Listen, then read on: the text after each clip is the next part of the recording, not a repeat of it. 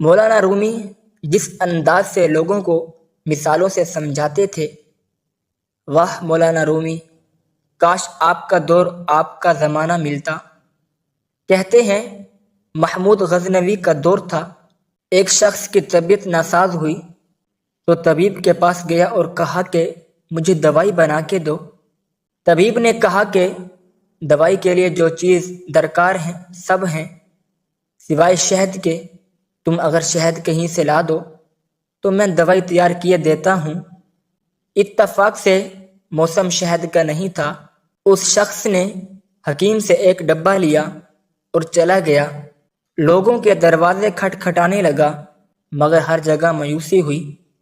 جب مسئلہ حل نہ ہوا تو وہ محمود غزنوی کے دربار میں حاضر ہوا۔ کہتے ہیں وہاں ایاز نے دروازہ کھولا اور دستک دینے والے کی روادات سنی۔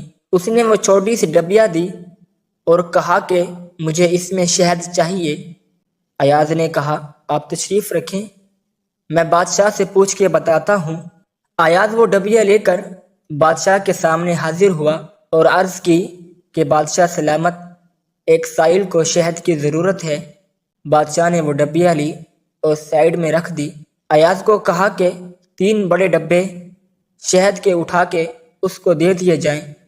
ایاز نے کہا حضور اس کو تو تھوڑی سی چاہیے، آپ 3 ڈبے کیوں دے رہے ہیں؟ بادشاہ نے ایاز سے کہا ایاز وہ مزدور آدمی ہے، اس نے اپنی حیثیت کے مطابق مانگا ہے، ہم بادشاہ ہیں، ہم اپنی حیثیت کے مطابق دیں گے۔ مولانا رومی فرماتے ہیں آپ اللہ پاک سے اپنی حیثیت کے مطابق مانگیں، وہ اپنی شان کے مطابق عطا کرے گا، شرط یہ ہے کہ مانگے تو صحیح۔